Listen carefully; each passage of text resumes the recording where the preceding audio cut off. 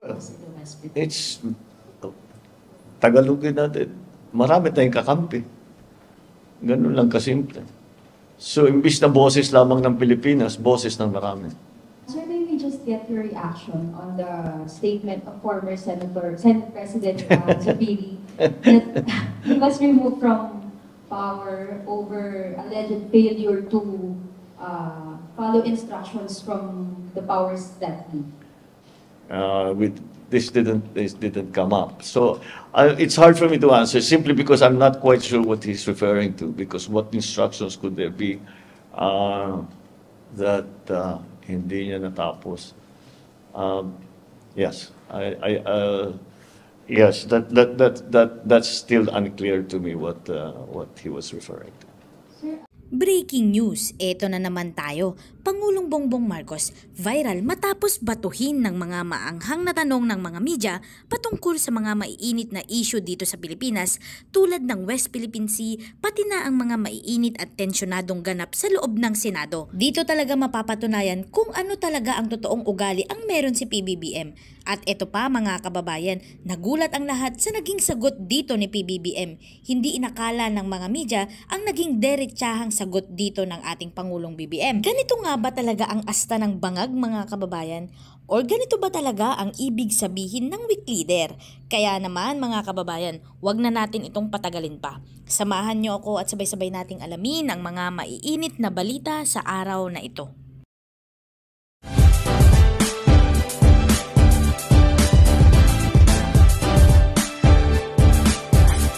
Meetings with the different para baka matulungan tayo. Business forum where we invited once again. This is what we always do in these trips para makapag it's like a road show that we are explaining the state of the economy of the Philippines and the plans for the future.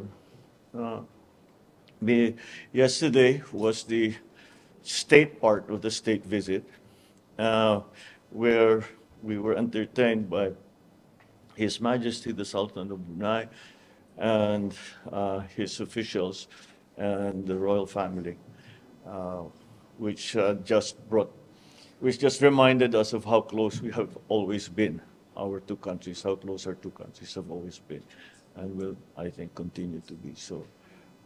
We signed the MOUs, as I'm sure you know, which are very significant. One of the most significant parts is really the diplomatic, on the diplomatic agreement between Brunei and the Philippines as to the resolution of conflicts and a mechanism a bilateral mechanism for us to have that line of communication so that there is very little room for misunderstanding or a mistake or the kinds of things that can cause problems between countries. And that's basically what's been happening so far. Yeah, I can open the floor. Okay, sir. Alvin Baltasar, Radio Pilipinas. Mr. President, magandang Good afternoon. how much investment commitments were you able to secure on this Brunei trip? And secondly, and out of those commitments, how many Filipino workers would benefit from it? Well, we haven't made that list yet. We'll provide it as we usually do because we just finished our last two meetings an hour and now. I just came directly from there, so we will have to crunch some numbers and see exactly what it is. It's not that simple because it's not. Many of the companies that we talk to are already in the Philippines, so it's really they also have to. They have not necessarily themselves decided what level their expansion will be. So it's hard to say how many jobs will that bring. But I think as discussions will go on, those details will come out, and we will be able to make a better, more accurate assessment in terms of jobs. But it's tens of thousands. It's tens of thousands of jobs. It's not a small number. Mr. President, about your bilateral meeting with Sultan Bolkiah, did you discuss the defense cooperation? Discussed with different. Defense cooperation. Defense. Not as such. Because we talked about maritime cooperation. We talked about strengthening the partnerships and making and streamlining the processes in Bimpiaga, as it really was more about trade. What on the diplomatic side, the closest we came to any kind of defense agreement, what it was really a diplomatic. We just expressed an understanding, a diplomatic document that expressed the understanding that we both endorse a peaceful resolution to any conflicts between our two countries and in the region. Ganun lang kasimple. Thank you, sir. Okay. Kian Ballesteros, Net 25. Hello, Yes. good afternoon, Afternoon. Your Excellency, Mr. President. For our question po is, there are some OFWs that have been away from the Philippines Mm. for quite some time, for a very long time, and they may not have anyone or anywhere to return to, and with limited options in their current livelihood po. So our question po is that, is there or would there be any retirement program Oh. to accommodate for OFWs in need? That's been going on for a while. It really was born in the time of the pandemic when many of our OFWs were sent home for health reasons, for safety, health and safety reasons. And we could not just send them back into their, you're familiar with the situation that happened. We had to find jobs for the OFWs that had come back. And so there were initiated like TUPAD. The TUPAD project is a program is specifically for that. It is for workers who have lost their jobs for whatever reason or would like to transfer. So that's why we have increased the retraining, yung lagi nating naririnig, upskilling and reskilling of our OFWs. And not only our OFWs, our working population in the Philippines. And TESDA, that's why TESDA has suddenly grown. And we have put a bigger budget to it so that we are able to absorb those who would still like to work. Hindi naman yung nag-retire. Yung for whatever reason, natapos yung kontrata, o yun, nagka-lockdown, o nagka-gera, yun ang mga nangyari sa Middle East noong Arab Spring. So they had to come home. And so we provide support for that. We provide outright support in the meantime, and at the same time, there are livelihood programs that are available to them, both under the department, the DOLE, and TESTA.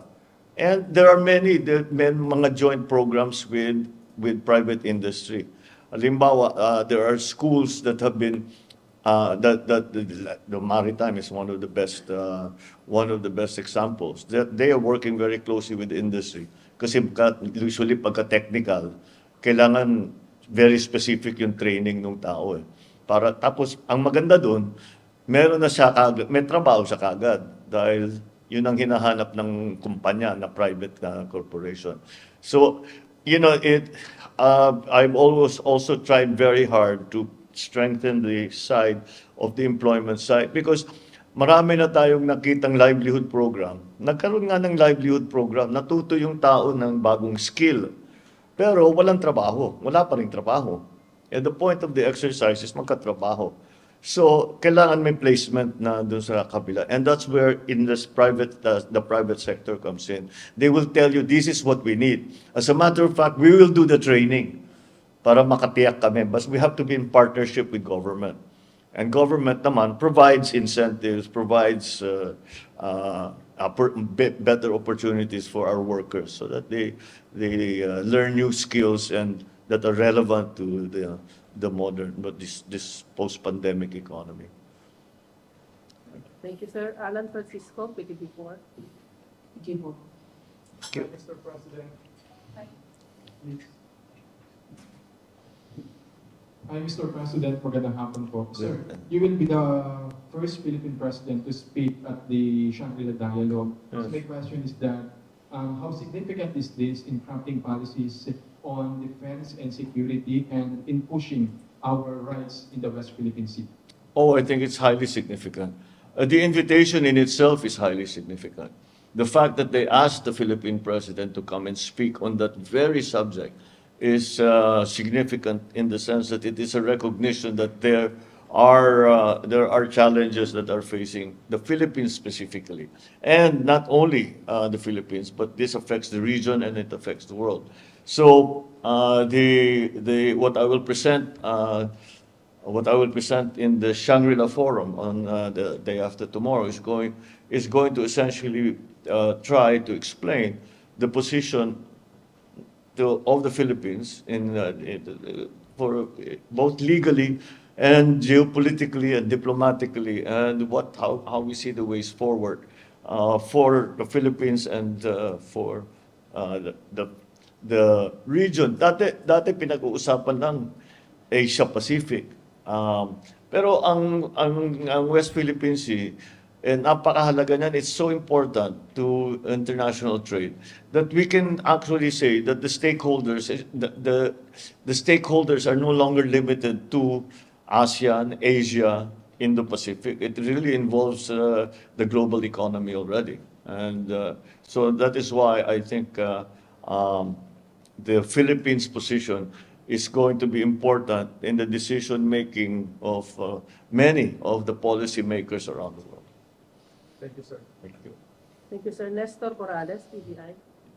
Good afternoon, Mr. Good President. afternoon. Good afternoon. May I just get your reaction on China's formal fishing ban in the South China Sea, including parts of the West Philippine Sea, which is a source of livelihood for our local Well, economy? it's just an extension again of their claim that this is all the maritime territory of China. So it is just it is nothing new.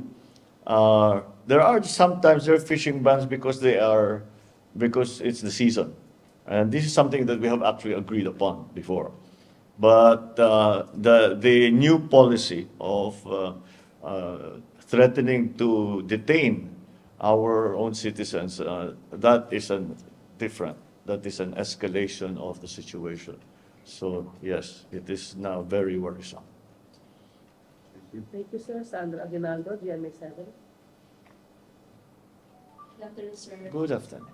Sir, what would it take for China and the Philippine diplomatic relations to resolve differences in the Ayungin Shoal and Scarborough Shoal? Are there any meetings or back-channeling efforts to resolve or to at least forge some sort of middle ground with China? Yes, of course there are. I've said it many times. You should try everything. You don't know what effort is going to be successful. So as any point of contact that I can establish, I will use it. At every level, at the leaders level, at the ministerial, sub-ministerial, private. As long as it brings us progress in terms of resolving these, and first of all, number one, to stop the aggressive actions such as water cannoning and lasers and barrier putting, etc. And secondly, allowing our fishermen to fish. Let's start with that. And if we can get to that, then we can move to the next step and to see if there is a way to resolve all these claims, and so that we can all go about our business in a peaceful way and continue to try and develop our countries. Yeah. There are always efforts at every level. Maybe. If I may just ask for a follow-up. What do you intend to achieve in forming mini multilateral alliances and alliances with smaller states to help us with our Well, goals in the West? It's, Tagalogin natin, marami tayong kakampi. Ganun lang kasimple. So, imbis na boses lamang ng Pilipinas, boses ng marami. And that's always important. Thank you, sir. Other topic? Ana Felicia Bajo of GMA News Online. Good afternoon, Mr. President. Good afternoon. Sir, may we just get your reaction on the statement of former Senate President Zubiri that he was removed from power over alleged failure to follow instructions from the powers that be? I know. I guess if you're Senate President, the only power that be is the President. I'm not sure what he is referring to.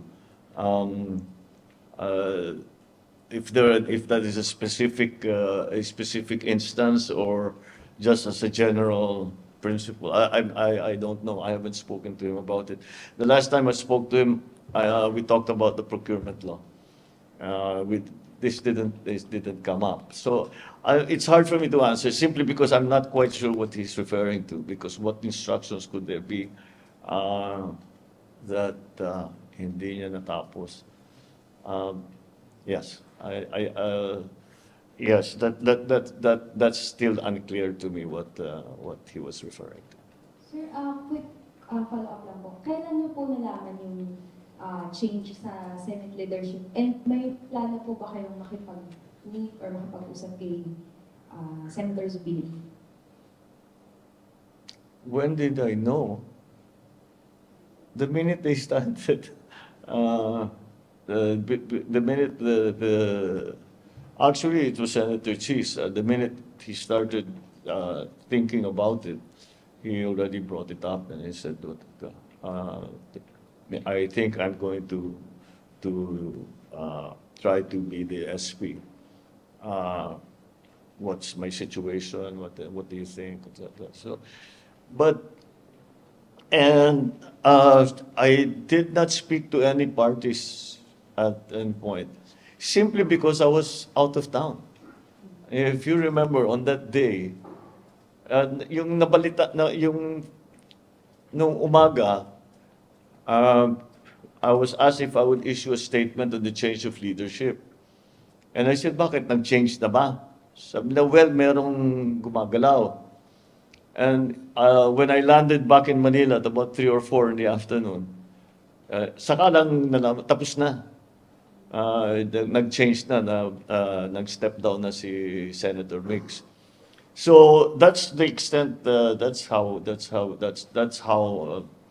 I was basically informed at every step of the way. But it moved so quickly as well. But of course, we knew the state of the voting. Then when that was still being